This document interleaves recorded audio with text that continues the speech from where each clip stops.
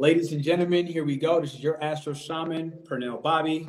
We're here generating a world of harmony, leveraging astrology, and today we're going to do that with Astro Bree as we break down the Sun square Neptune transit. I kind of was just itching. You see down at the bottom, you have Pisces. You see the other side, you have Sagittarius. The Sun is in Sag, Neptune is in Pisces. Neptune is home, dignified, and domicile in Pisces. And what is critical about this is Neptune has gone direct, all right, maybe about a month ago or so, give or take. And so what's beginning to happen off the rip as Astro Bree kind of helps bring in her expertise, all right, on this topic between the two relationships of the Sun and Neptune. We're going to show you some tarot cards. We're going to show you some animal polls that we had did previously.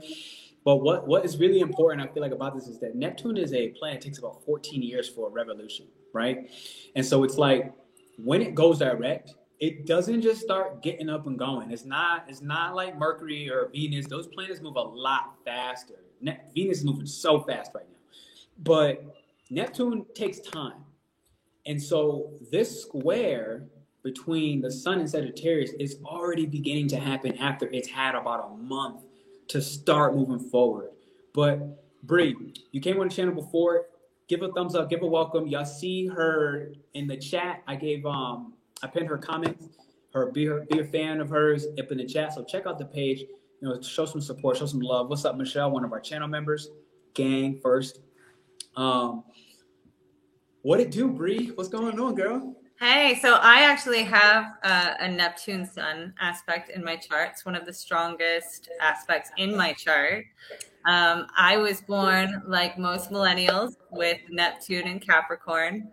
And so Neptune being in Pisces has been a sextile. It's been very much an activation. And this transit specifically is really an activation for us on an ego level, which is honestly, it's why you saw such a spiritual boom in the last, since 2012, there has just been this boom of light workers and spiritual workers and alternative spirituality to the precedent of religious spirituality. And that's starting to come to like a full accumulation right now. And this transit is really highlighting it. Actually, I don't know about you, but on my personal YouTube feed, most of the spiritual speakers and spiritual talkers are speaking about the atrocities that have happened. They're talking about, we were actually talking about this earlier before we started, they're talking about how the love and light culture has really become kind of toxic in a way that's, I guess you could say it's predictable when we get to this energy. Also, we are experiencing the Jupiter-Neptune conjunction, which a lot of early millennials have in Capricorn, right? So this is another Pisces push. Having these two guys together, the generational ruler of Pisces and then the traditional ruler of Pisces come together. And on top of that, Jupiter also rules Sagittarius. So now we have, it's kind of like Jupiter on steroids with this much Neptune involvement and then the Sun being ruled by Jupiter as well. A lot of the time we can talk about, manifestations coming to fruition and stuff, but ultimately Neptune, when it connects with the Sun, is here to kind of dissolve things. It's not here to produce anything. I know that Jupiter is known to expand things, but when you blow up a balloon, the rim of the balloon, the fabric of the balloon gets thinner. It doesn't get thicker. It doesn't get more stable. It gets less stable, and it becomes more air inside, right? These are out there planets, and the Sun is an out there star. These are things that are affecting us on a universal level. It's not something on a personal level, but in that sense, there's an element of community that can really be tapped into. I feel you on the whole personal level, where I know for me, myself, as this square approaches, I've been having to really just, right now we're in a void. So understand that it's not even the smartest to do this live right now, because basically everybody's going to forget everything. And almost because it's like a 17-hour void. So it's like everything until tomorrow didn't even happen. You're going to just like literally, I'm not sure if anybody's familiar with voids, but I know that presidents throughout history would plan important speeches where they fucked up on voids. And if we're going to talk about Neptune, we're probably going to slip up about the details, because that's Neptune's influence too, is that the details don't really matter. The details don't matter. It's about the vibe. What's up with the details not mattering and Neptune squaring the sun, where, you know, the details usually have a little bit more of a light on them in a way. Like, and when I say details, I want to say more like we're more conscious of the light that the sun is shining. So what does it mean when the sun, in a symbol that represents the third eye, Sagittarius, is squaring another crown chakra type energy, being Neptune, has more of a crown chakra vibe. You can count some third eye, you can count some throat if you really want to, but I would probably associate it more crown, just the understanding from a spiritual perspective. I think the best you said it was that book that past you're reading about where ancient monkeys evolving. I'll pull that up. So that's the Book of Neptune by Stephen Forrest. I always recommend this book to astrologers. This is one of the best astrologers from the 70s and 80s. He's from the evolutionary period where they first started interpreting how Pluto and Uranus and Neptune affect people when they're in in aspect to a personal planet. He spoke. I'm going to have to find out which part of the book he was talking about, because I know I was just thumbing through it. But there is he says that the relationship to Neptune to the sun is about self non-duality. So it's about losing the idea that you are someone different from anyone else. It's about understanding that this is all one big ocean and we're just being moved around in it. But I will find that bit. Why don't you tell me about your Neptune aspects? What aspects in your chart do you have on Neptune? My sun, moon, and Mercury, I believe. Yeah? Yeah, because my Neptune's in Capricorn and it's all squaring my Aries. All of it. That's right. That's right. And you are one of those kids that have the Neptune and Uranus conjunction from the early 90s and the late 80s. Exactly. I got like a 3-degree orb, maybe, I think, max. Wow, that's intense. And it conjuncts your North Node. So it's in your third house. So that, I would assume that would make learning about communication, learning about languages, something that comes very second nature for you. Yes. And whole sign is on my third. Yeah, I always use whole sign, by the way. I'm in tropical right now, which I flip back and forth sometimes, but I always use whole sign. Yeah. Just because it's the one that doesn't relate to the equator the most. And if you move from one place in the world to another place in the world, it can really change your chart and change how you affect. But ultimately, this is like a standard that can really help, right? Like it can help make things. You know what's ironic? I feel like I spent most of my life beneath the equator, south of the equator. I need to check what part of Mexico I'm in. I think Mexico is back north again, but I'm pretty sure it's all. Yeah, it's above. It's north of the equator. Oh, okay. Actually, you know what? I'm lying, because even when I was in Colombia, I was still in the top half. Crazy. Yeah. No. Okay. So I just lied. Bali is the here. I had to pull up a map real quick. Bali is the only place beneath the equator that I have lived. The only place in this life, at least. You know, it's interesting. I've only ever lived above it, except when I was super, super young and my parents had me traveling. We did go down to the southern states, but we did not stay very long at all. My father had Neptune, and he was a criminal and a drug dealer and transporter of drugs internationally, and he had Saturn and Uranus, Saturn and Neptune conjunct in the 12th house. So his Neptune was so strong, and he always felt pulled to do his business and follow his own restrictions into foreign places. He had warrants in multiple countries. I'm about to say, did he ever get caught? He never stayed where he got caught, though. So he had warrants out in multiple places, but he just wouldn't return for court. You know the irony is of that statement. This has crossed my mind personally on my travels so often. I would leave. Like I got so many bases around the world, and I was like, if I ever needed to hide, it's mad funny because like in this phone, for example, like I mean, it's been about 6 years since I had cell phone service. That's crazy. Straight off grid, like I just don't do it, man. I just gotta stay where I will feel comfortable. That's some real life Scorpio shit, huh? Absolutely. But I mean, you also have Saturn in the 4th house, so like finding where's home for you, being that it's in Aquarius, it was never really going to be where you grew up. Like your entire generation is meant to move. They say that the air signs are the migrating signs. They're the signs that move. Yeah. The Great Migration that happened during like the colonization, the last colonization where everybody came to America and like the big sweep of people transporting and like populating America and Canada, that happened with Uranus in, Neptune in Gemini. That happened, that transportation happened with Neptune and Gemini, and that'll happen again. We'll see a little flicks of it again. I bet you any money when Uranus finally gets out of Taurus and goes into Gemini, we're going to see another weird, crazy migration. I think that's like 2027, no? Yeah, we're getting out there. We're getting close. Yeah, 2027 or something like that. I'm going to try to find that piece that I was telling you about earlier. Welcome to the 8 people here in the chat in the moment. I do want to just let y'all know up front, this Sunday is the next Sunday that we're meeting for the Astro Divinity memberships.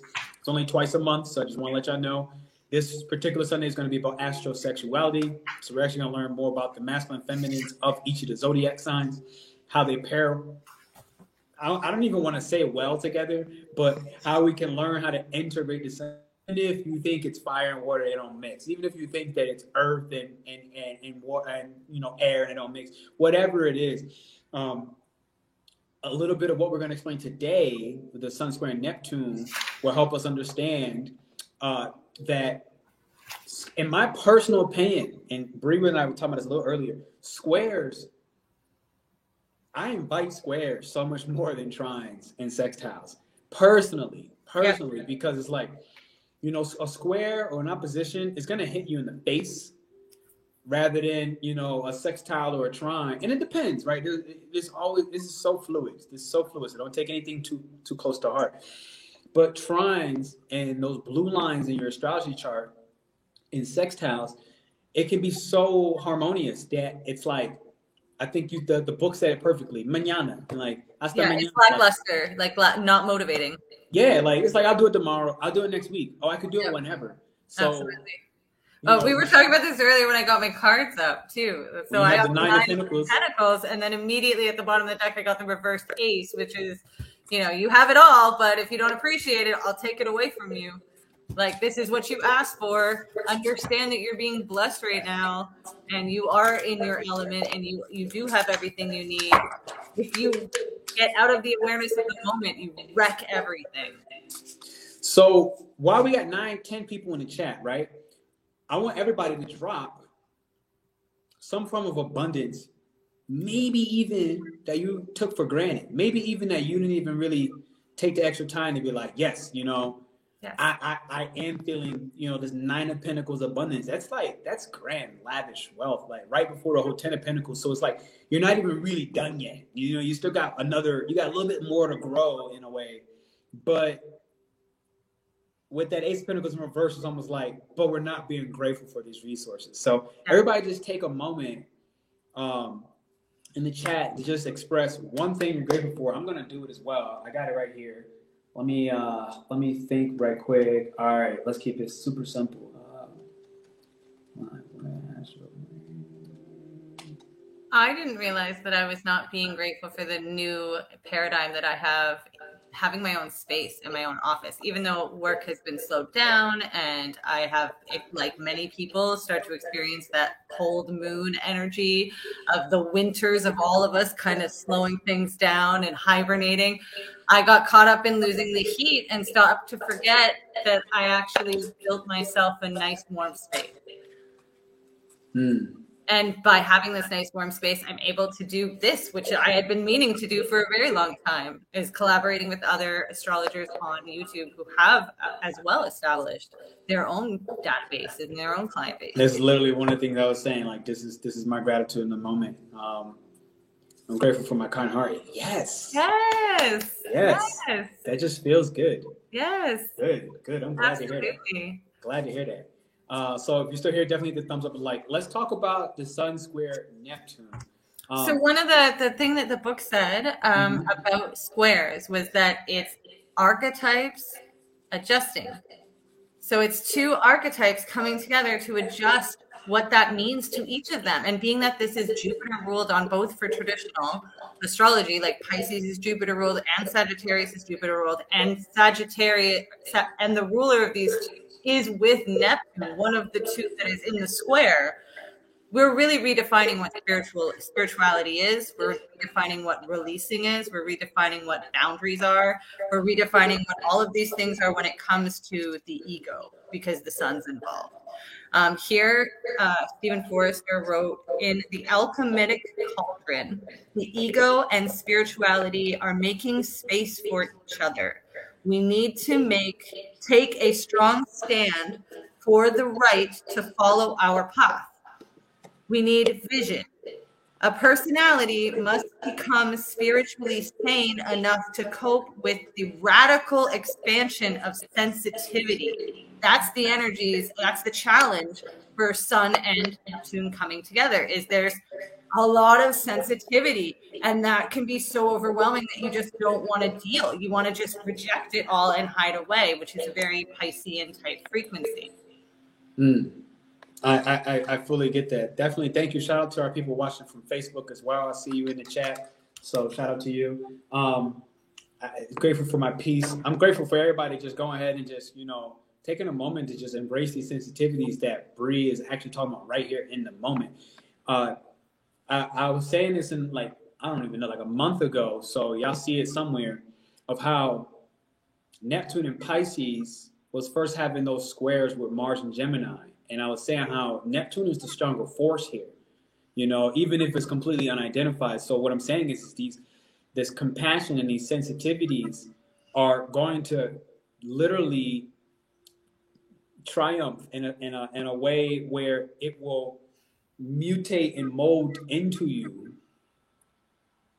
and take priority with those sensitivities, compassion, grace over logic, over rationality. Us asserting ourselves with logic is just not cutting it. Now, I think what's different about the logic on this Sun squaring Neptune is, first off, we're switching elements from air, Gemini, to fire, Sagittarius, the opposition, okay? We're now switching the elements, first off. Fire does operate differently than air. Especially against water. What is how can you maybe express to us the difference in opposition? Because these squares happen, one with air, and then now with sun. And the sun, and we're going to skip the planets for a moment, but just the element itself of air with water, what do we get? And then steam. Air and water create steam. It can clog up your breath. If you're in a really steamy room, it can feel like you can't breathe. It can be overly heating. It can make you feel dizzy. And it can make I've seen people pass out in steam rooms, like legit just go to bed, knock them out. Where it's true. When you're dealing with fire, when you're dealing with air and water, you get tornadoes. You get those spinning water tornadoes, which can wreak havoc on things around them. They rip things apart and destroy them to the point where you can't even find the stuff anymore. I see Dreamer Shireen, shout out to you. She said, could cloud your view. Yes, absolutely. So now what do we get when we get fire and water? When we mix fire and water? Well, fire and water is steam. Mm-hmm. And then, which is what we're dealing with now. We're dealing with the steam. We're dealing with not being able to it's a heavy-headedness. It's a weighted cloudiness. It makes you drowsy. It makes you lethargic. It makes you want to go to bed. But at the same time, there's a remembrance of that coziness that we get almost with that Cancer house stuff, with the fourth house when we're warm and we're cozy and we're safe. We get that in sauna rooms. And a sauna room is like the best physical example of what happens when you put fire and water together. Because you've got the coals smoldering. Like, yes, that's an earth element, but it's the fire of the heated coals that makes them smolder in the water. Beautiful. Okay, so now how do we bring that as background information to the sun and a fire sign, okay, which is naturally exalted in Aries as a fire sign, dignified in Leo, which is a fire sign. Sag doesn't have anything special, quote unquote, happening in the sun. But now we have this sun and this fire element having a moment of tension with a gassy planet being Neptune's, a planet that has a watery, gassy, it's solid one moment, it's foam, of fog in the next moment. And Pisces, which again is mutable. So you have two mutable planets. Yeah. Brothers and sisters, Sagittarius and Pisces being part of Jupiter's rule. You have these brothers and sisters. And I just want to make a mental note. We're going to come back to this because eventually the sun should square. No, I don't think it's going to happen.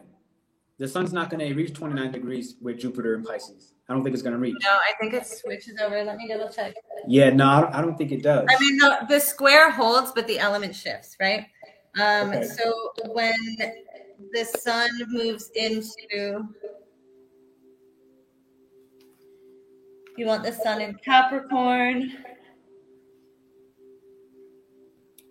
Sun will be at 29 degrees. Neptune will be at 27. So just a few days before, they'll meet at 27 degrees on the 19th of December. Okay. Just before the solstice. Okay. That's how we're entering the solstice.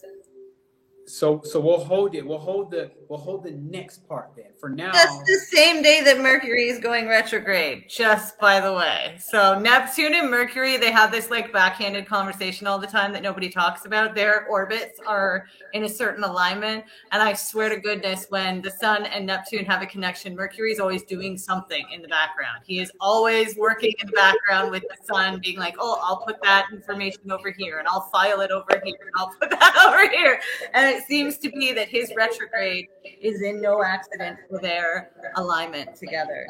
On the 19th? Yeah, because they'll be in a sextile at that point, right? So. Wow. So you got me. I'm pulling up charts here now. I'm like, all right. Yeah. So we'll have a 20. Did I do that right? Even if I didn't do that right, we are under Neptune energy right now, so it may be confusing for some. It may be confusing for me. I apologize if I don't get it right, and I will correct myself. Here you go. I'm pulling a chart up for you right now. Perfect. Okay, sorry. So it's the 17th of January when we're at 28 degrees, and there is a sextile between the Capricorn sun and the... No, I'm seeing that wrong again. Oh my God. Sorry, it's the 13th. No, it's okay. Let me freeze frame it for a second. So here we do have Mercury at 19 degrees on the 20th. Is that, did you say it was around 19? So it's actually in January. They're going to meet up again. The sun and Neptune will meet up in a sextile at 23 degrees on the 13th of January. I have it at the wrong month. I had it at the wrong day. Sorry. No worries. So January 13th, 23 Sun, 23 Neptune. Y'all see it there. All right. So that's the next time we'll be experiencing that, but it'll be a sextile with a cardinal sun. Okay. So that's a much easier application. Uh-oh, that's wrong. That's not the one I wanted to do. Uh-oh. Come back. All right. So I'm going to bookmark that for now. Okay. So for now, I'm bookmarking it because right now we have two mutables. Yes. Right now. Yes. How do I get you back to normal? Okay. Boom. Right now we have two mutables, two brothers and sisters. The sun bringing intention to raise some awareness Mm-hmm. Okay, on how our ego and spirituality are having a meeting. Well, and they're contending archetypes, right? We have this Sagittarius frequency of a spiritual warrior, a philosopher, a heretic, if you will. And then we have the waif, we have the person who prays. We have the one that needs to be saved. We have the Pisces energy of giving up and releasing and accepting full Christ consciousness. And I liked it. Like, honestly, when I had somebody explain to me what Pisces was a long time ago, and it was this random Facebook astrologer, older guy.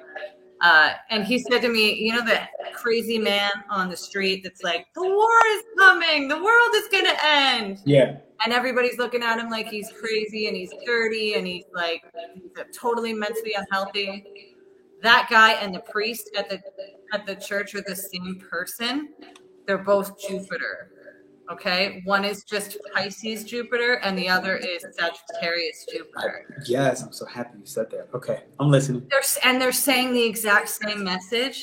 They just take it in differently, and therefore respond it out differently. And it's meant for different people. For some people, seeing that man on the corner will shift their opinion about how they feel about world politics. Whether it's like they believe him or they see him as like a warning sign, regardless, he has an effect. He has a Jupiterian mass effect. He's seen, he's experienced, he's unforgettable. Same with the preacher in the church, in the chapel. Except he's respected and dignified and sometimes feared. Well, they're both feared, but for different ways. For different ways. So ultimately, perspective. You know, it's providing us. When I was a kid, I used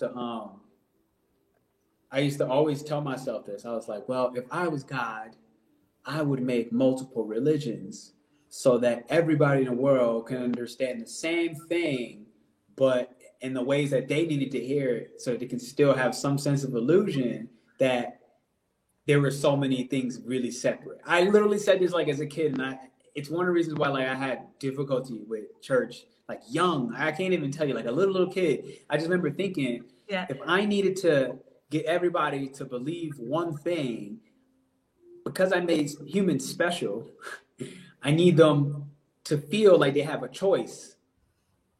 I literally remember thinking that as a little kid. I need to let them feel like if I decide to choose Judaism or Christianity or, whatever religion, that ultimately I'm going to get some of the same results. Yeah. But still allowing almost like the illusion of like freedom in the ways that we've learned to shift the definition, understanding of freedom. Like, and freedom is very subjective to each person, right? Like freedom to me could be literally like being able to buy selenite towers any day of the week, right? And that partially is freedom to me, straight up. That's kind of how I was starting to think about it. So it's like, when we look at the sun squaring Neptune, it's squaring at what degree specifically? 22? Right now, 22. 22. So this is now talking Capricornian themes, legacy themes, social status, climbing a ladder, no longer starting to kind of third eye again, see through with that third eye Sagittarius vision. How can we change our concepts and ideas around legacy and what we chase in the material plane? Because again, this is Capricornian degree. What we chase in the material plane as for a sense of a status derived from, an external form of validation, an external locus of control. I feel like the sun is kind of starting to bring awareness on that's not spirituality in one instance. Yeah. Like that's not, a relief of suffering. And that's not literally, because we think of like Pisces and Sag, they're both trying to end, in any kind of religion in general, they're trying to end suffering somehow, some way. Faith, religion, the docket always comes at the end, the bunch of whatever in the middle, to a sense of faith in order to relieve suffering, in order to have something to lean on in our most desperate times. Yes. And hopefully our most hopeful times too, right? Yep. Like hopefully not only when we're in desperation, but I'm kind of getting that between these two squaring energies, and like you said with the preacher, of like giving it to people how they need to see it individually, Mm-hmm. even though these are collective signs. So it's like supporting the collective and how we need to see it as, Yeah, absolutely. you know what I'm saying? There's something else you said in your book that's like stuck in my mind. It's itching right now. Oh, go ahead. I can't. I should have put bookmarks in it. It's okay to cry. It's a good thing to cry. So shout out to you. Merry Christmas. Honestly, crying. I'm a Pisces sun, 0 degrees, and it sextiles Neptune at 0 degrees. Like I cannot be, and that conjuncts Jupiter. It can't be more Pisces. And then I have 12th house placements. Like it's all a thing. I can tell you for certain that if you don't cry, you'll get sick. Yeah. It will manifest as a physical ailment if you don't Absolutely. let it out of your face. Like you have to let it out of your face, and as soon Absolutely. as you feel better, it's medicine. Crying is what Neptune is asking of us. Yes, absolutely. I cried this morning. Oh, bro, I let it out. Yeah, it's asking that. So one of the things I was remembering is that like between Pisces and this Sag energy, kind of speaking about really where our beliefs are formed in youth.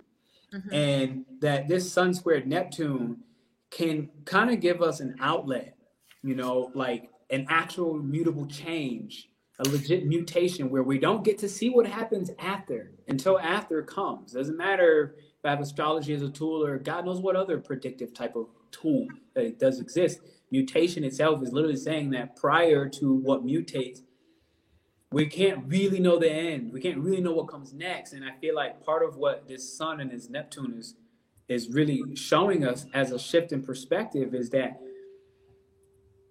as we learn to let go, trust, and have faith, okay, mm-hmm. to consciously, the Sun, have faith with the tensions that are arriving and derived from even spirituality and how we see it, how we deem it shifting, changing, literally forever, sooner than soon. Mm-hmm. I feel like it's one of these things where we're being asked to see that it's okay to take a different direction than your belief systems formed in youth. Because again, remember, like Jupiter is where like those belief systems lie, and it's like, yes. Or we can become dogmatic in the Sagittarius side, yes. Or you know, martyr-like in the Pisces side in a different way. It's like this square is asking us to actually see the simple truth of how we have chased a career, how we have chased a profession, how we have chased external validation, mm-hmm. and how we have literally pushed forward our physical and tangible resources to climb some mountain that was never ours to climb, rather than generationally set as the expectation. Yep. That we just maintain. And this Sun squaring, I feel like the only way it could really hurt more is if we choose to not embrace mutation, if we choose to not embrace change, yeah. If we choose to not realize that Bree is a mermaid. She's a mermaid, goddammit. It's a lot of Pisces. She's a mermaid, goddammit. I've never met a Pisces that does not agree with being a mermaid. They all enjoy it. Oh my goodness.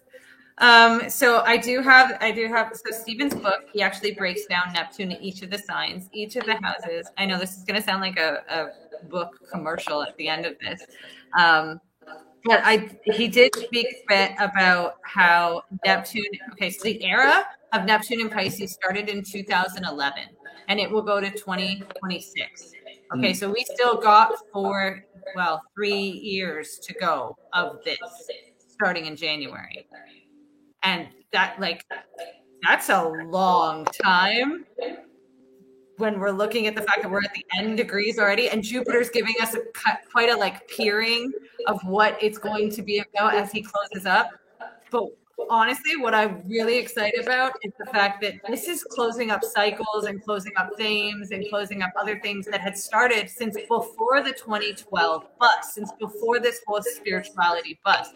So when that's gone and behind us, what's left, right? And he spoke about Neptune and Aries. So here's some things that he said about it. The underlining archetype of Neptune and Aries will be the spiritual warrior.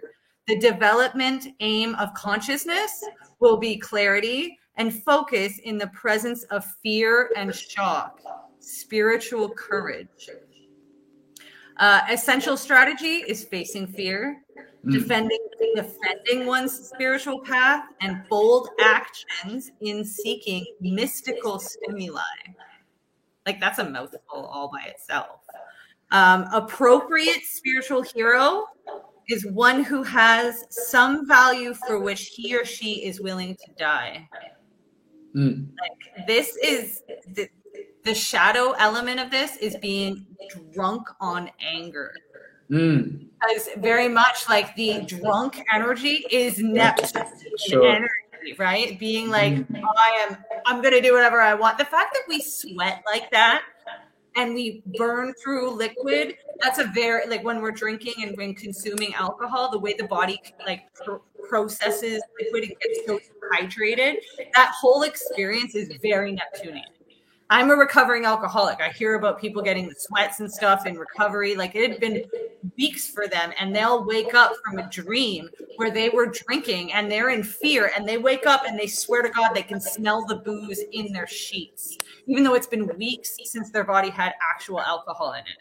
Neptune seeps in, and it does not completely rush at all. It's like the slowest moving, like the way that I honestly, I always think of like snow. And like, when have you ever looked at a shoreline that's frozen over? And I live north of the hemisphere, you live south of the hemisphere, so I'm not sure you're going to be able to. I am in the north. I'm just always close to the line. But okay. I've been up in Canada most of my life, so it's cold up here. I see a lot of snow. But if you've ever looked at a shoreline after it's frozen over, there is some, if you've ever looked at a shoreline after it's been frozen over, there's some beautiful, terrifying noises that happen. Okay, so like the edge of the water is the last to freeze. It's not the first to freeze. There will always be this like break where the water is still coming up from underneath, and you'll have this crispy, cold, like flat surface of ice. And underneath it, there'll be liquid flowing where it's still warm and close to the ground. These first freezes, which is the stuff we're experiencing here in Canada right now, seasonally, they are scary. Like, it's haunting with the sounds that come out of the lake during those first freezes, the cracks and the booms that happen as the lakes freeze over. There's something really amazingly, like I said, haunting about it that is very Neptunian. It's bigger than you. You can't see it, and it's all around you, and you can tell it's deadly just by the way that it sounds and it feels. But you can't even like see where the booming is coming from because it's underneath the ice. It's just so incredible. I highly recommend anybody who is near like a place where it snows to push themselves to get up early in the morning and watch a sunrise over a frozen lake. It will change your life because you'll hear the heat of the sun affecting, and you'll see the steam. It's honestly such a mythical experience. It is such a beautiful, mythical experience. I try to do it a few times a year. I'm looking at this. Wait, no, it's the one I had sent you. I thought it was in your book. Right here I have, it says, when Neptune forms a square aspect with the sun, it gives you a powerful imagination, underlying your intelligence that can be used and utilized in pioneering creative work. What's up, Elijah? How you doing? You are somebody who perceives the world differently. So understand that this is not a specific transit, right? Or a specific aspect in any one person's chart. This is like, think of what I'm saying. Affecting us all, yeah. Think of this as affecting us all, right? So all of us right now are one people who perceive the world differently, especially pre-2011, when Neptune first entered. So if you can even imagine, where were you in 2011? Like, I mean, I was in college at that time frame, right? Literally. What was prior, Neptune in Aquarius? Yeah. That was our social media boom. That was the generation that really brought the .com into social media. That makes sense. That makes so much sense. That By makes so much sense. 2011, I think Facebook is when it went, and I quote me if I'm wrong, but I believe I think it's around that time that it went public. I think it's around that time because I remember being in college and like Instagram came up and I was like, I'm not downloading that. Like, I literally remember like I had a roommate come pull up and he's like, yo, look at this. And it was just all these girls with big boobs. And I'm like, I don't want to look at that. Like it was like nothing about that made me feel like this is a yes. Like, I was like, this feels so distracting. But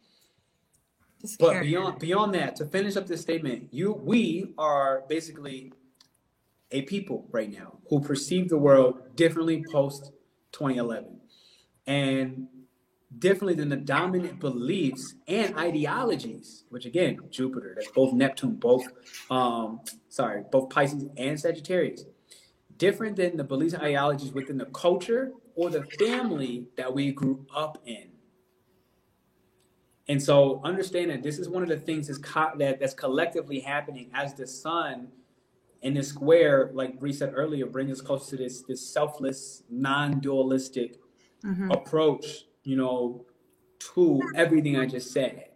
Yeah, we have to. It's about recognizing that whatever you do, your ripple effect is creating a boom somewhere, and being aware of that so that you can be conscious of that. Doesn't mean do nothing, but it means walk in. I don't want to say walk in the light, but walk in your integrity.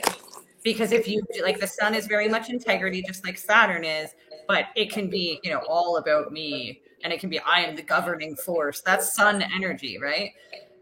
Love Leos, but they can be a lot, and that's that I know best type of frequency of the sun. When Neptune gets involved, it's more like you do know best. You're blessed with this know best. And therefore, it's that with great power comes great responsibility that makes you just want to Peter Parker and be like, I quit, I'm taking off the suit. That's the Pisces martyr energy of being like, I understand the responsibility of this and it hurts. Yeah, I've come across that really, really recently. Like, exactly what you just said. I came across that recently where I'm at a new stage. I feel like one of the things shifting for me is like really recognizing when I see something in advance, to respect the time intervals and to not take things personal in the meanwhile. Like, to literally respect the time intervals and in the meanwhile to not take it personal and realize that we all need to have our experience. And it doesn't matter if one is close to me or not. Because if you're not close to me, it's like, whatever, like, I gave you the heads up, do what you want. Yeah. The ones that will be harder, is if you're close to me. Yeah. Because now I'm like, damn. Now I got a bird's eye view of this. Bird's eye view. And the bird's eye view is kind of like, oh, crap, like, we're going to be picking up some pieces later. But I got to literally embrace that I just need to be ready to be there then. Yeah.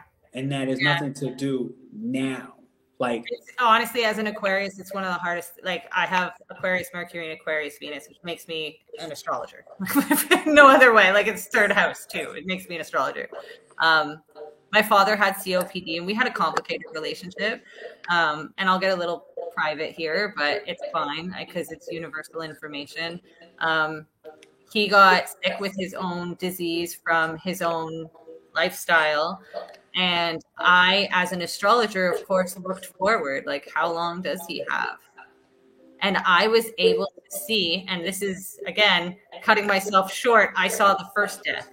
What I learned through my father's experiences is that when someone dies, there are multiple deaths in their life before their body dies. They may lose their marriage, their house, their job, their friends, their experience, their connections, their relationship to me, like all of these things. And because I jumped the gun, I got scared because I loved him and I wanted to make it work. I jumped the gun and offered myself and offered all these possibilities and showed up and provided. the loss that he would experience was his wife. And part of that was because I jumped in the gun. So, like, you really, as an astrologer, there's a responsibility to, yes, you can see things coming, but you got to make sure that you're not the thing. Because sometimes just being able to predict it makes you part of the problem. Exactly. And that's literally exactly what I meant. Uh-oh. I think I might have lagged on you. Say it again. I said I won't read for my family anymore. That's it. No, I get that. And you know, just separate from that, like anybody in entrepreneurship, understand that like your family and friends ain't it. I mean, they might give you the initial boost, but in all sincerity, it's like strangers. I mean, maybe the last 6 years or so, I've been in my own business, and it's like it's strangers. I promise you, strangers. And like part of this Sun square Neptune goes right back to that statement I kind of had just said, or something like that last statement about, you know, changing your perception of the world, knowing that it's different than the beliefs and ideologies within the culture or family and the groups you grew up with. And like, you know, at a point, whatever point in history, the Jewish culture still does this a lot. You know, at a point, it's like your family would be the first to invest in your business. They will, even if they didn't like it, and this still happens today in Jewish culture, even if they don't like it, everybody from the village will still put in and allow you the chance to at least fall face flat on your own. Like, the Hindu culture and the Sikh culture is very similar too. It's honestly just us Western people who are dicks to our family. Yeah. So it's like, so just keep that in mind. All right. I just want to just kind of like say that openly because Neptune, like she said, Neptune and Aries come in 2026. A lot of spiritual warriors. So understand that this is currently happening. This mutation is happening in our career space at the 22nd degree of Capricorn. Yeah. And it's happening while Mercury and Venus is already here in Capricorn. Well, and not to mention, I want to mention as well, like we didn't bring this up before, but Saturn's right in the middle of this. I'm pulling it. I was just going back. Like Saturn's in the middle of this square. We've got the Sun in Sag, and a Pisces Neptune, and then at that 20th degree, I think he's at 20th or 21, is Saturn. But he's within like a degree orb of these guys. Like, yes, you can't see him. He's not one of the hard angles, but he's stuck right in the middle there. So he is almost a perfect midpoint, I believe. So we're at 20. Yeah. So 2 degree orb. You got Sagittarius in the Sun right here. You got Neptune 22 here. And like she just spoke, a very familiar energy with the Capricorn. You have Aquarius. Yeah. Okay. Now, what's beast about this Aquarius is at this 20th degree, this is basically 8 Scorpio, 20 Scorpio. The retrograde, the shadow began at 8 degrees. The Mercury retrograde shadow on the 12th this month has begun at 8 degrees. That's right. Exactly. So it's kind of playing right back into that, this investment energy. Okay, what is the energetic investment that we'll need to make with our relationship with the internet? How can we energetically invest with our relationship with the internet? So right now, this is one prime example, literally 2 astrologers on the same live, Bree and myself. When I look at this is kind of look more forward, whether people are catching on early or not, where big personalities, big dick energies, leaders in the world are learning how to come on a platform and essentially shift how we've allowed our ego to impede us and now allow it to push us. Because Aquarius has a big ego, let's not forget, but it is very different in how it shows up, okay, rather than Leo. Okay, it's less flashy, but it does want its intellectual praise. Yes. So the key is now, a part of this and this whole shifting is your career at the 22nd degree, like we were just showing you, on this square, Sun square and Neptune. Your career and how you push, because all the angular houses are essentially like relationships that will push your public image somehow, some way. Aries, yeah, Libra, which is exalted in Saturn, Capricorn, home in Saturn, okay? Yeah. And then you got the last Cancer. Cancer. Thank you. Yeah. Cancer, which is again the work you need to do in private in order to push those relationships. Your own emotional work that you need to do in private in order to feel safe and secure enough to, one, not let these same leaders gaslight you. This is a part of what Cancer's priority is about, so that they can't do it at the highest levels when it goes public, that you can't get publicly humiliated, because that's what Cancer does not want. And Elon Musk just found that out as he just got booed off stage in San Francisco on the Dave Chappelle show. Dave Chappelle brought him out, and he was like, man, I'm used to getting booed on the internet, but it's very different in real life. Oh my goodness. And he kind of said that, like, he got booed. And mind you, this is in San Francisco. Twitter is in San Fran, and a lot of people just got cut from that. So understand what I'm saying. Cut. Eighth house, Martian energy, or there's 20th degrees of Saturn. What are the connections and relations in the process of this, of the people that are getting cut out of the equation so that you can make space for more? Today, I just unfollowed, I think a week ago, 50 people. And then today, another like 30. Amazing. And some of those were like closer friends. Some of them were hometown friends. Some of them people that I had to send messages to and say, hey, full transparency, I just unfollowed you. Here's why. This has no bearings on the fact that I love you, that you can still call me, and that I'm waiting for the day you do, because I know it's going to happen. But I can't let you influence me. But I can't let you right now. What is being up? I can't. I have no mental space capacity right now. And so mutable signs are always trying to remind us and show us that change is inevitable. Okay, change will always come. It is a consistent, constant being changed, which is ironic, right?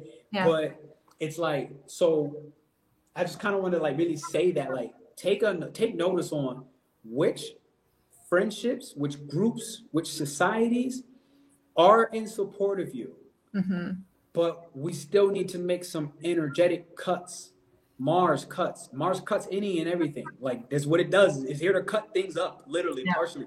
And it does so unconsciously. So part of it, we want to bring conscious awareness to what's being cut. The sun in Sagittarius is now bringing us that third eye conscious awareness to say, look, on the larger 14-year cycle of Neptune, this cut today is not necessarily permanent. Within the time frame of 14 years, there's going to be so much more change that does occur. Where it's not that hard to just press follow later if it aligns later.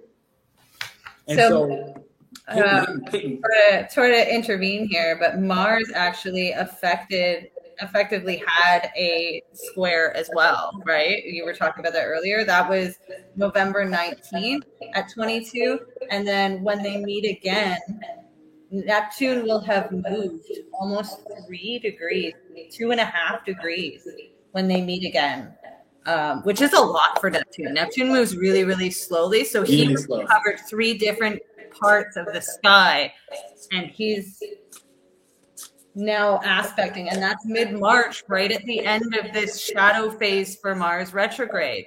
Like, this is not an accident. There are no accidents when it comes to these alignments. There was a psychic surgery way back in mid-November on the 18th, 19th weekend, and now we are moving through recovery process. We are addressing, like, okay, wait, I actually don't have that piece of my ego anymore. Now I'm more open to, be more sensitive to those around me and absorb things on a heavier level. I have to make sure that what I'm absorbing isn't toxic, isn't going to poison my healing, so that I can't grow in a different way. Because if you don't properly address a wound, you'll end up with a lot more scar tissue.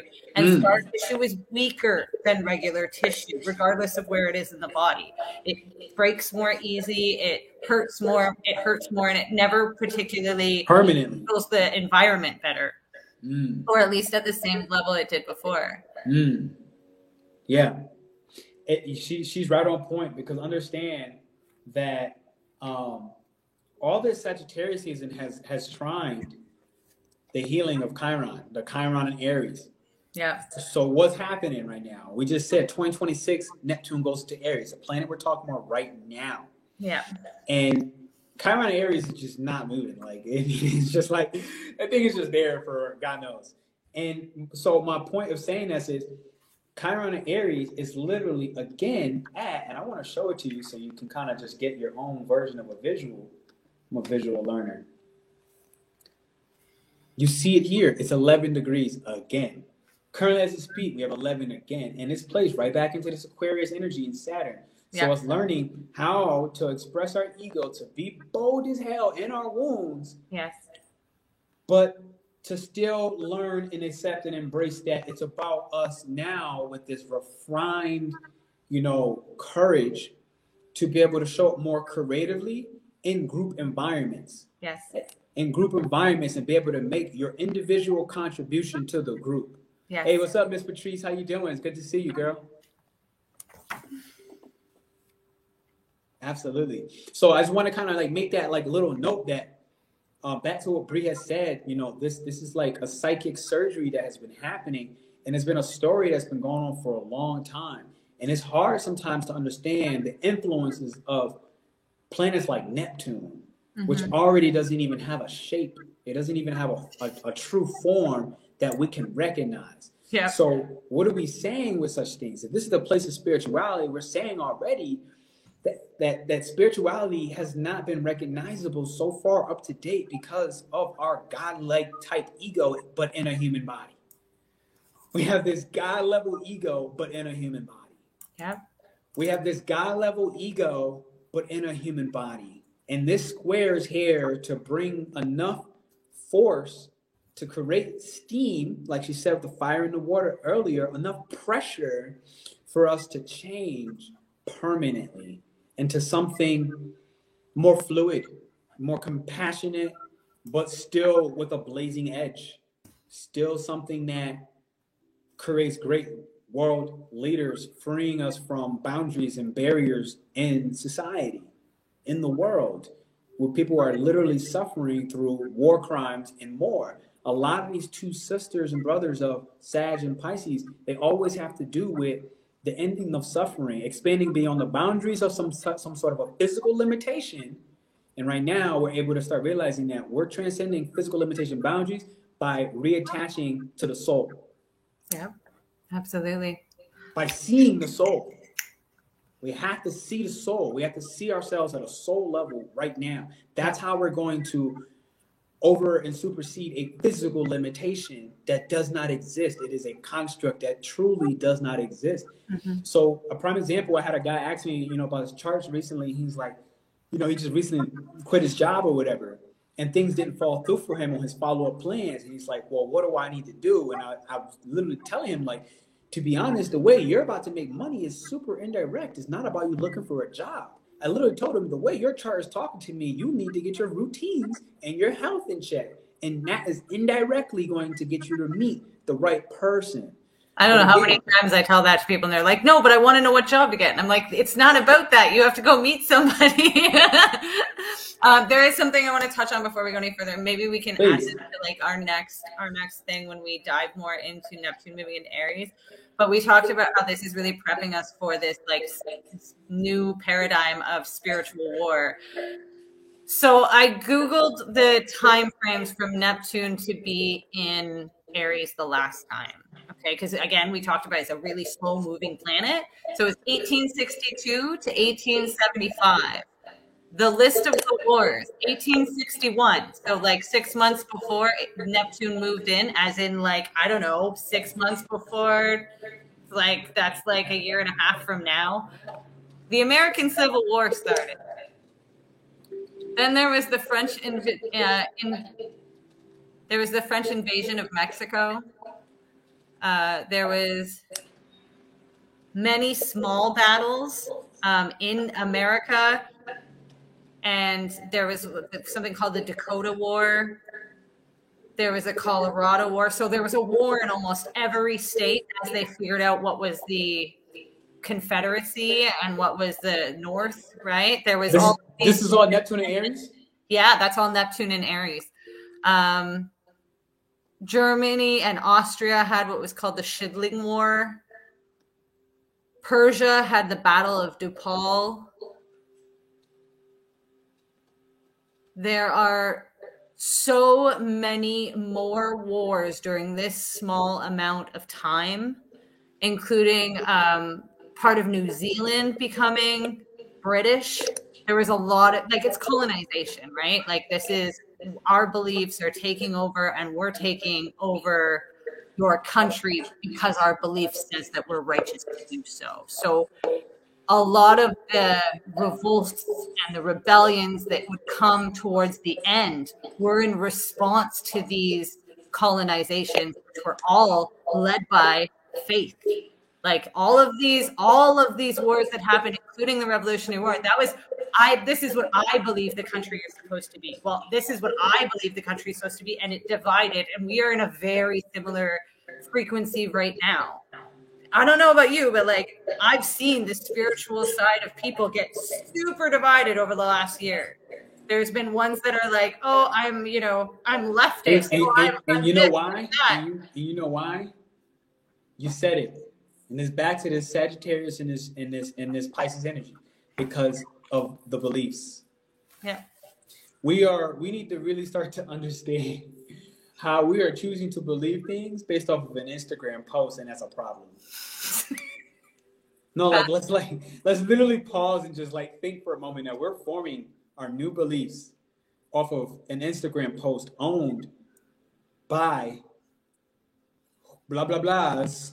Just gonna leave that out because they get me enough. I'm gonna leave them alone. I got enough. So the powers that be. The powers that be. Understand that we're allowing our entire philosophical belief system, where people are learning astrology on Instagram based off of memes, which are literally degrading these ancient, archetypal, always have been, always will be energies, and we're comparing them to how we were heartbroken 10 years ago.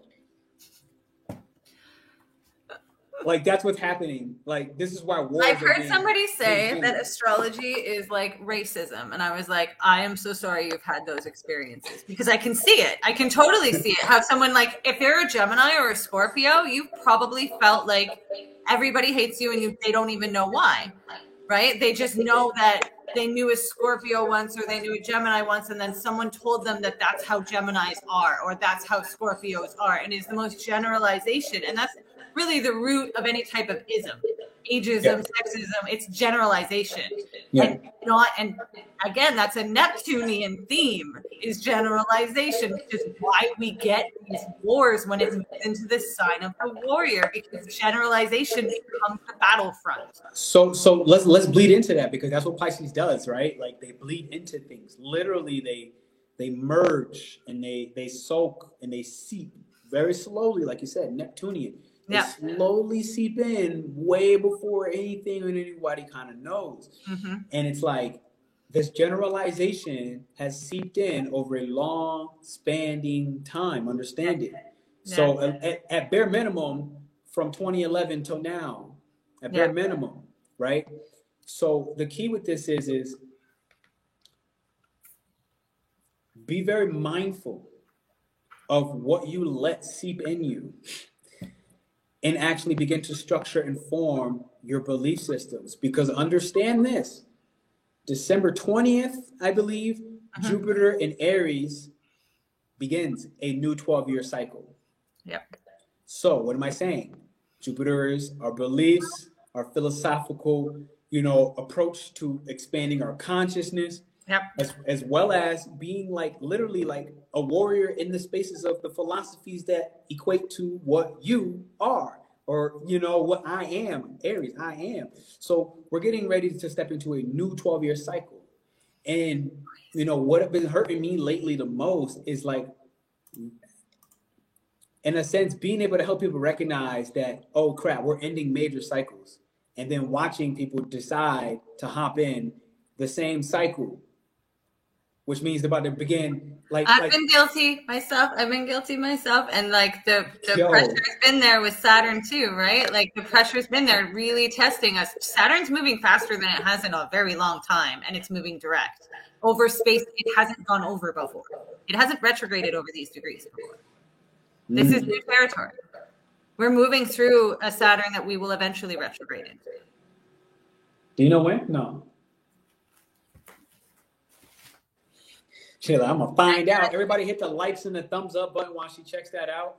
Do understand that this Saturday we are meeting again. The Astro Divinity memberships are now available. It's the third Sunday. We're doing astrosexuality more specifically.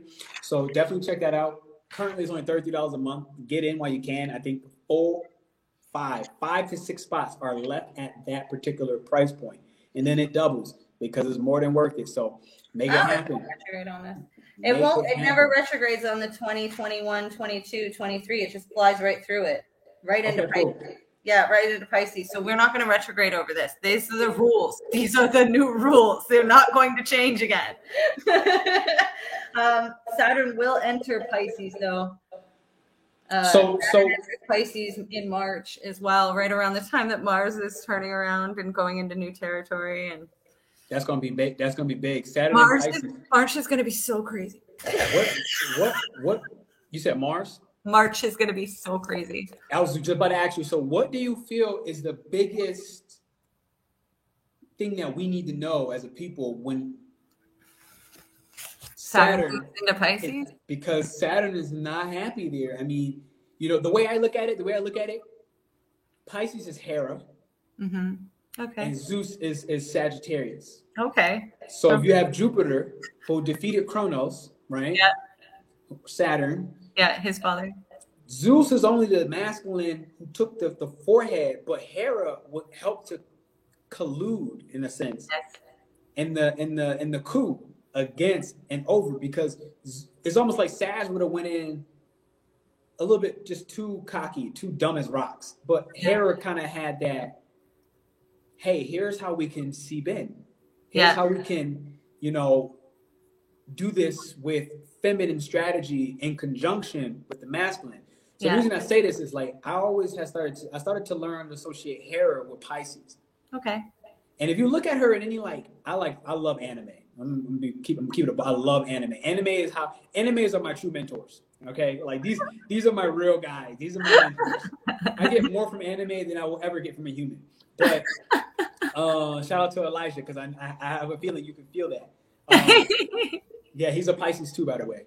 So we got pretty good as a Pisces up in here. So the reason I say that is like Hera. Exactly. Saturn, which is Kronos, okay, does not like Pisces just as much as it does not like Sagittarius, because they don't listen. they don't care about rules. They literally are the embodiment of expanding and changing rules. Yeah. Like all together, they're like. Hold on a second. Let me pull up here. So for me, I've been looking forward to this for about 3 years now, because as my solar returns have crawled up, I've realized I'm getting closer and closer to my solar return having Saturn on it. And this year, Saturn will come. And if anybody doesn't know, a solar return is a yearly forecast that happens when the sun returns to the spot it was on your birthday. And you can get a good idea of the general themes of your year, even the main characters and who's going to be there. That being said, this year coming, I have Saturn on a new moon on my sun. So everyone can pray for me.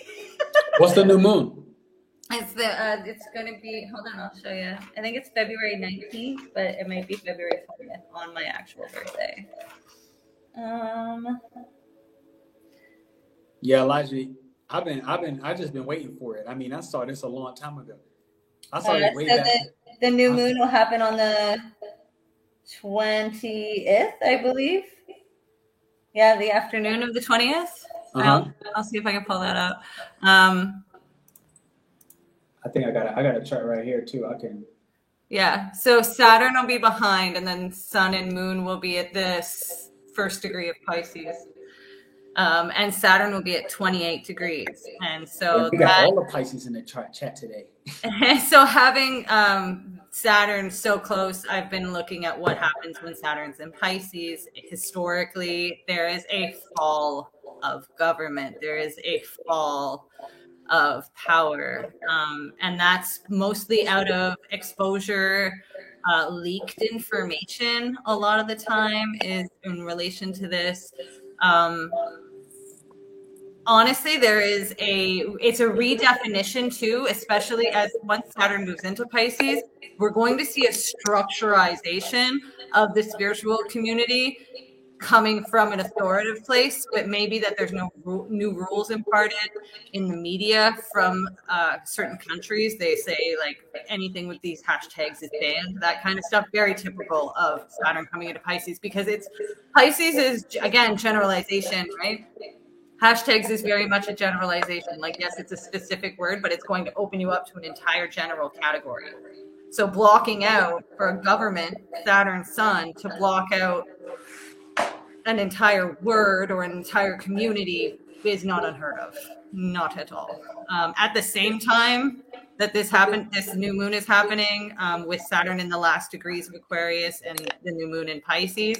In February, Pluto will also be at 29 degrees. So we got Pluto at 29 and Saturn at 28, Neptune at 24.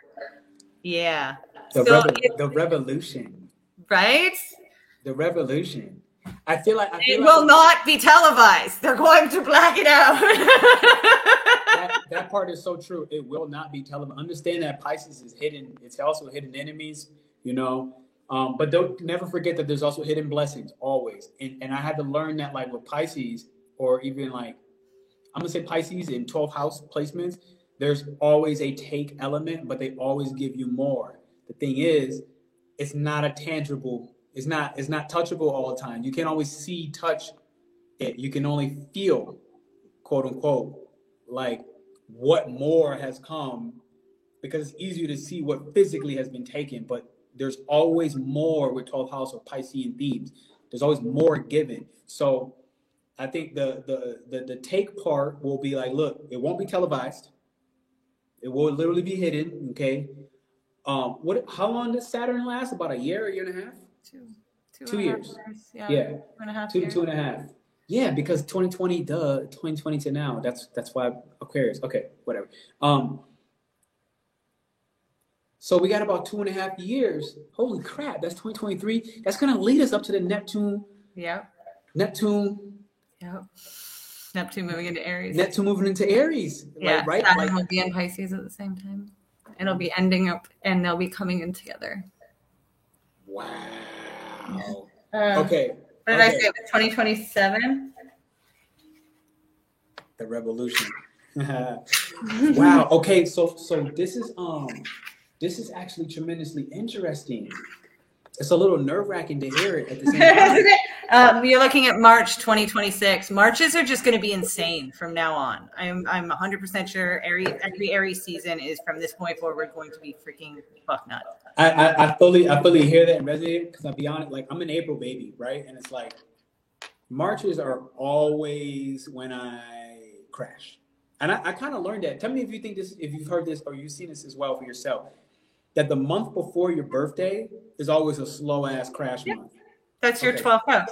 Exactly. That's your 12th house. That's like if you look at the constellations in whole sign, and it makes it a lot easier to understand. Also in sidereal zodiac, it's 1 to 30 or 31. It's 1 to 31. Like all of Mars month is March. All of Mars month is April, and then all of March is Pisces. All of February is Aquarius. When you're looking at the sidereal zodiac. So it makes it a little easier to understand transits that way. When they hit it hits your month and you're like, oh, it's my birthday month. That makes sense when you're looking at like the sidereal zodiac more. But yeah, it's the month before your birthday is always, and the month before your moon is always going to be heavy as well. You're closing up cycles when you, and for you it's the same. I know because you're born on a new. That's why I get rocked. You do. You really do. I get rocked in those before my birthday. I get rocked, bro. No doubt. It's just, but you know, it's the thing too. Like, you know, it's just a simple reflection and introspection time because, I mean, Aquarius season is also going to be my 11th houses too, right? So it's like I need that reclusion time. Yep. So you know, especially before, because without it, it's like right, Aries is beginning to brand new everything all over again. So it takes a lot of energy to be the first to punch back through everything in a way. You know what I mean? So I'm happy once I have figured that out because it's kind of like, listen, Trees, it makes me so excited to see you up in here. I'm happy when I figured that out because you can start planning better. Yes. That's the beauty of astrology. It gives you preparedness. It's not supposed to tell you what to do. It's supposed to tell you what's coming so that you can decide better on how to handle it. So pull us some tarot on Sun Square Neptune. Absolutely. And what's missing from our site? So I'm using the creatures. Okay. The Curious Creatures tarot deck. And I'm gonna follow you up with some animals. Shout out to the people watching here from Facebook. I see more of y'all tuning in little by little.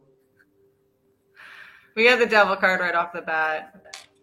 You got to look at your contracts. You got to look at what you're dealing with, what you're not telling yourself. You've got to look at what powers that be might be controlling you via your ego. You think that they're doing things to trigger you, or you think that they're unrelated that they're triggering you, but actually it helps them to see you off balance. Hanged Man. This is your chance to pull back from the controls that you may have noticed other people to have on you and take a new perspective, but it means pausing. And it means actually pausing, like actually stopping. Otherwise, you are going to end up really hurting yourself. 10 of Swords, okay? Without the pause, without the actual pause, you will not be able to manifest any knowledge from this pain. It'll just take so much longer than it needs to, okay? But with the Devil card here, you are able to recognize contracts that don't work. And again, contracts that don't work, there's the Lover's card reversed. So we have like underneath it all at the bottom of the deck, we have the fact that there's an imbalance and maybe some bad choices. And maybe other people actually benefited from you making some bad choices. Okay. And it's okay to be like, okay, I'm humble. I can accept that that wasn't the right move. And I need to go inside and figure out how I got there, where I was so caught up that I would ignore the fact that I might be in a bad contract or an unhealthy relationship or an unhealthy connection, and it trapped me. But take this time to really help heal and see the new perspective. Because if you don't take the time to hang back and like actually observe what just happened with that awareness, you're just going to hurt yourself. That's the 10 of Swords reversed. And the 10 of Swords reversed means you're not even learning from the pain. You're just there with the pain. Yeah. Because if it was upright, it means that like you kind of learned it. You finally came to the understanding of the hurt, the pain, but it's done. You know, that's kind of like the best part. But in reverse, like she said, hear her. Yo, as you said that, my soul was like itchy. It was hurting because I mean, there's at least two people that came in my thought process. I like, chatting with the preacher home.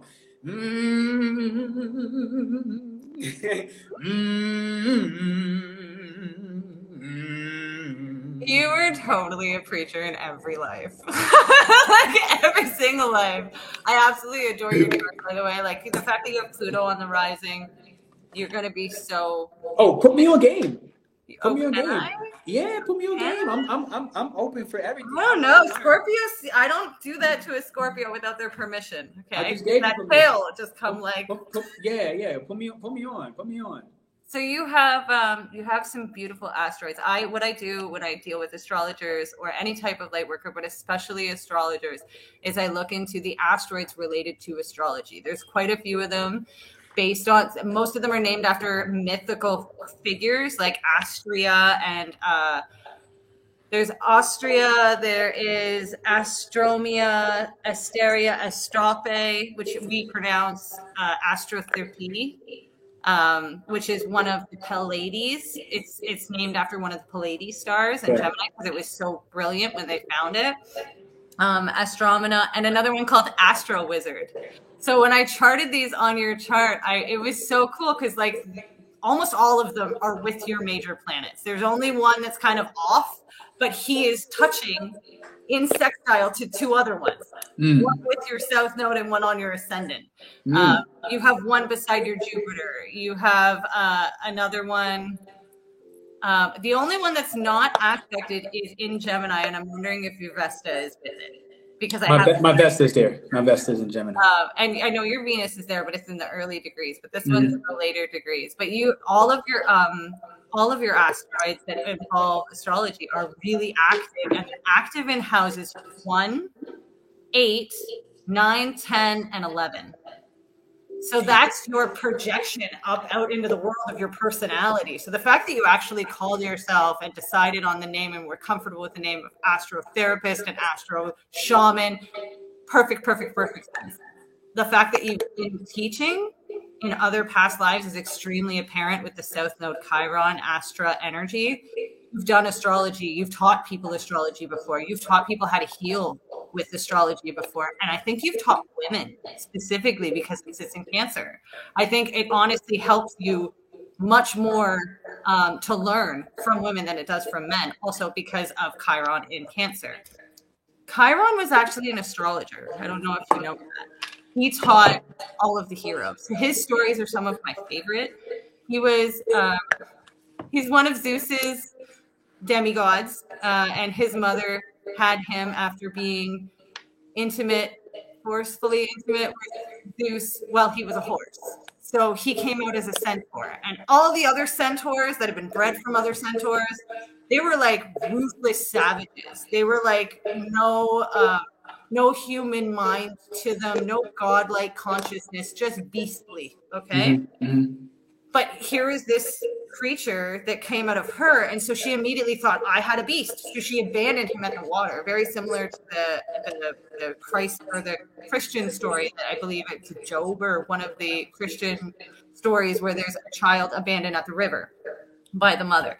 So the story goes that Apollo, who is his half brother, is coming across the sky with his chariot and his son, moving the sun, and he sees this scene down by the river, and he's like, that's my brother. Like, I know a lit one when I see it. That's one of ours. So he brings him up and he's like, Dad, look what I found. Don't tell Hera. You can keep it, but don't tell Hera. You can raise it. It can stay up here, and we'll give it work with humans because, it's part beast, but it's going to have our awareness. It's going to have our godlike consciousness. So you can teach it all your things. This can be your little buddy. So Apollo and Chiron, or the sun rather, and Chiron have a really beautiful connection. And you can see that in transits of Chiron and the sun when they come together, or when they come in aspect together, or when you see them in a chart aligned. Your sun and your Chiron are in square. Your Chiron is conjunct the South Node in your 9th house. You will play out that story in your lifetime. That is something that will be paradigm to your, like whether it be your brother, your half brother, or you find someone who identifies as you and takes you on and says, I want to teach you. This is something that will repeat in your lifetime over and over and over again.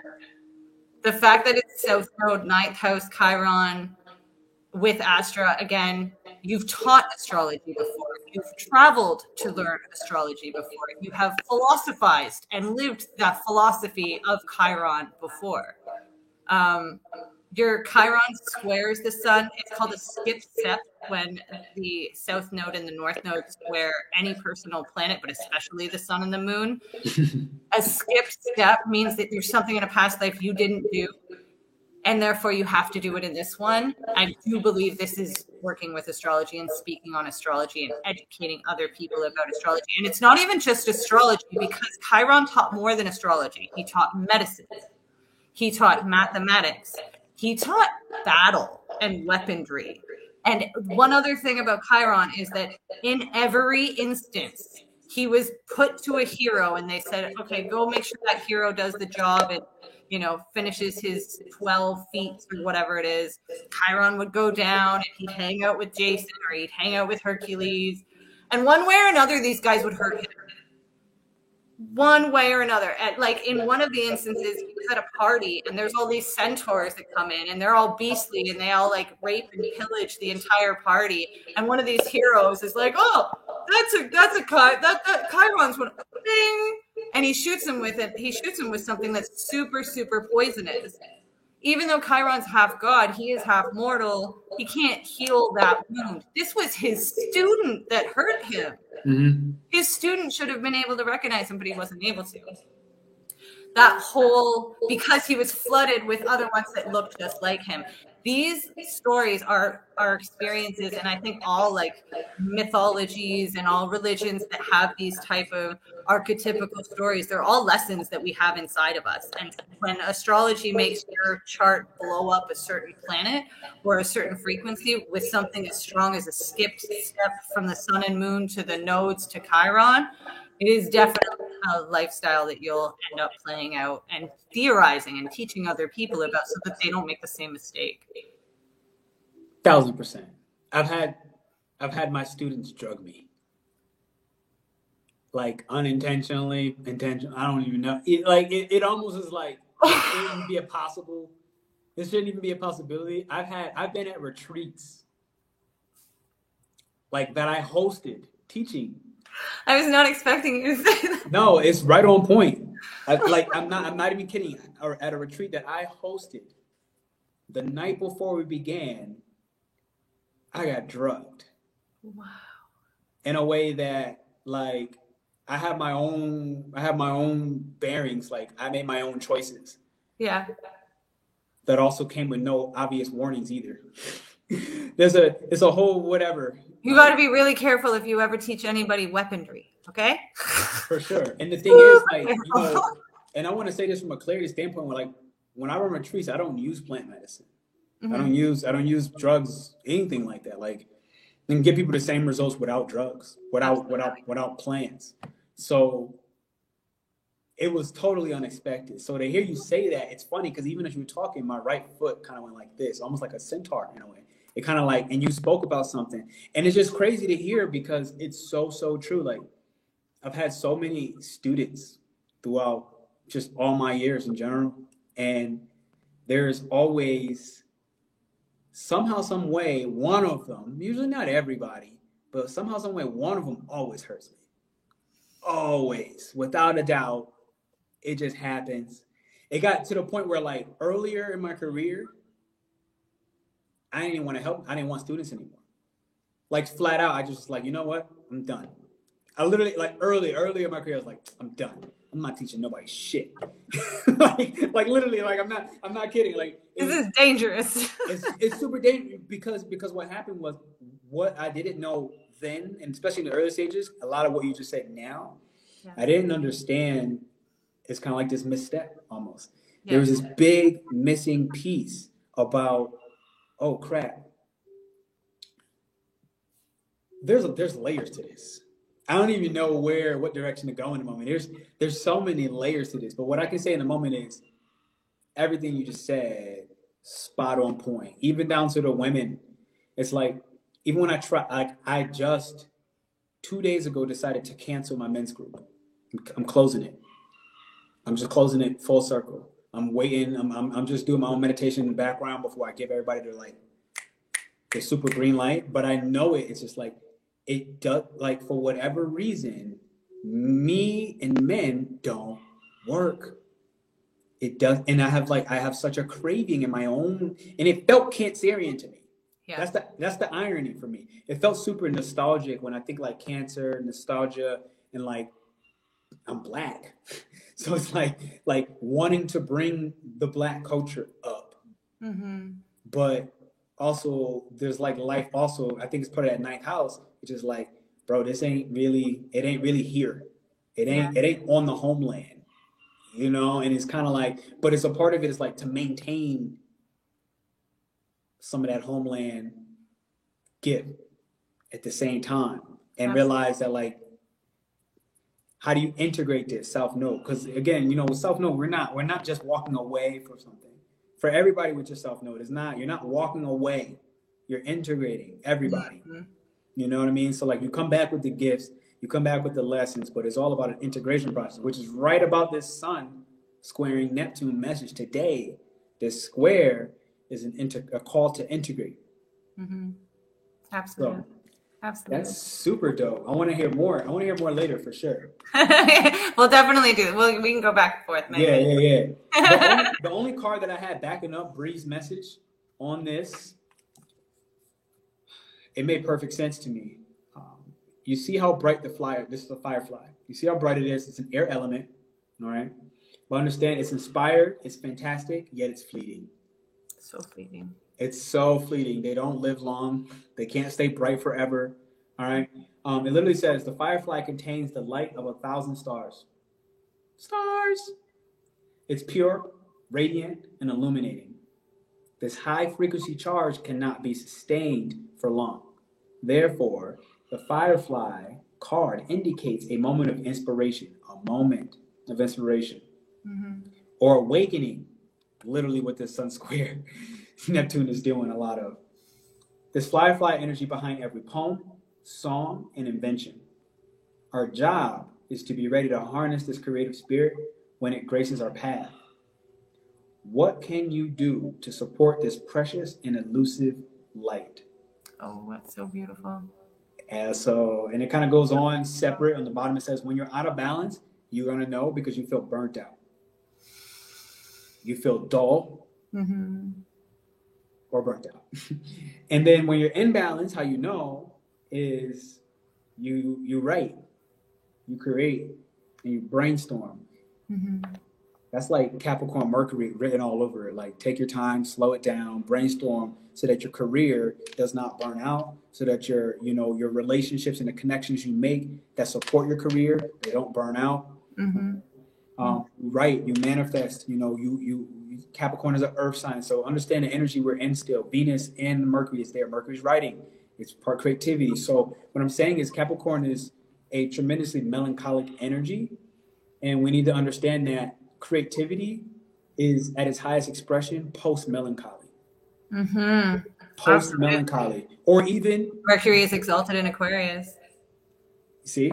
So even through the melancholy. It doesn't even have to be post. Through the melancholy. So what I'm saying is as you experience melancholy, create through it. Mm-hmm. Because this Sun square Neptune, it kind of has a little bit of a pause energy in a way. And we are currently, as we speak this message, we're in a void. So like I said, everything we said, no matter how much genius is put out there, is likely going to is going to be forgotten. It's going to be forgotten throughout all of history. And that's just okay. So take what resonates the most with you. And understand that if you're here right now during this void on this particular message, there's a very specific reason. So take what matters most and be willing to discard the rest so that you don't forget. And then the final thing it says to bring into balance, to write a poem or to draw. I'll be journaling when this is all done. That's for certain. I hear it. I hear it. Wow. So I took the perfect break. Absolutely. You took the perfect break. Baby cat, what's going on? Always trust divine timing. Always trust that internal itch, because it'll take you exactly when you're supposed to go. Absolutely. Absolutely. So I feel like this concludes really the message for the day. I mean, 1:33 on the clock when you said that. I see 1:33. I see 1:33. Oh, nice. As soon as I said it, it went to 4. I feel like this concludes the message for the day. Bree, do you have anything that you want to bring up as a closing message, closing argument to anything said today? Understand that the universe has always got a plan bigger than you can ever imagine. And if you just let go of the idea that you know how it's going to end up and how it's supposed to look, if you can let go of that just enough to trust and move in what feels right rather than what you think is right, you'll be okay through Neptune transits. Exactly. Understand that Neptune is the unseen energy. Understand that Sagittarius can see the unseen. So take that into account. I'm going to say that again. Understand as you hit that thumbs up button, baby. All right. And you come meet us on Sunday for the astrology memberships. All right. We got Sunday coming up. So I'm expecting somebody out this mother lover. You heard what she said. One of y'all in this chat is going to be a new member coming up on the back end, off YouTube when we meet in the back end. And like you heard her, you must be a woman in order to train with us. I'm just kidding. I'm kidding. In case you were listening to the whole message. But Neptune deals with everything that is just hidden. It's truly unseen, you know. Even the enemies are generalized. Even the hidden enemies are generalized, which means don't chase them. You know, like don't get caught up in like, oh man, somebody's hitting me with psychic attacks, and yet it's too generalized. First off, they're hidden. Second off, is generalized. Third off, everybody is, you know, there's so many more things working. And like I said, Pisces energy, Neptunian energy, it gives more than what it takes, and it only takes away the illusion that it originally gave us. It will give us an illusion, and then it will later take the illusion. But the whole process was only giving you the illusion has the intelligence of the elephant, which will literally put an obstacle in your way on purpose. But it's you, your own soul, your own internal compass, your own internal being, putting an obstacle in the way so that you can detour and rectify, course correct, align with the soul. And that's the only reason why these obstacles come. So just be mindful of that. And the beauty of the sun squaring in this career space, I truly, truly feel as your image changes, as your career changes, as you connect with people who will angrily support and push and apply pressure in a healthy manner on your career to get you to shift in a completely different direction, otherwise unknown to you, literally hidden. Sag energy has the ability to take a deep peering gaze into these astral spaces and actually be like, here's the hope that I have as I continue to expand and transcend this painful narrative, whatever it be. Oh, you're so poetic. It's beautiful. I was Sag rising, so you're just speaking right to my heart. I'm over here. Did you see any of the Peace Dealer and the Gemini Brown segment that we did with the lawyer talk? Oh my God, I love it so much. Freaking loved it. They put me in a courtroom. I was like, I have a Venus in Gemini 7th house. Let's go. Welcome to my arena. I love it so much, bro. Because I had no idea. I had no idea coming up into it. I had no idea going into it. And he was like, all right, we're going to be in a courtroom today. P, you're going to defend Cancer. You know, Brown, you're going to be the prosecutor. And then we're going to switch. And I was just like, court? And you've seen those back end Libra elements that I got in my chart. And it's like, absolutely. When I pull your chart, whole sign, I have an empty 7th ruled by the Venus in the 8th. I felt that Venus in the 8th. It really tells me that you're able to transmute whatever you find right away. Like you're like, oh, information? Ha ha. I give you solution right away. It's super fast. Like, and this is on a whole separate note, like I found like how this is why I require so much reflection and introspection time alone. Because you're right, it comes so fast that I also got these backup social contracts that I'm not supposed to break, that I break all the time, that I'm trying to stop breaking, about saying things that are supposed to stay hidden.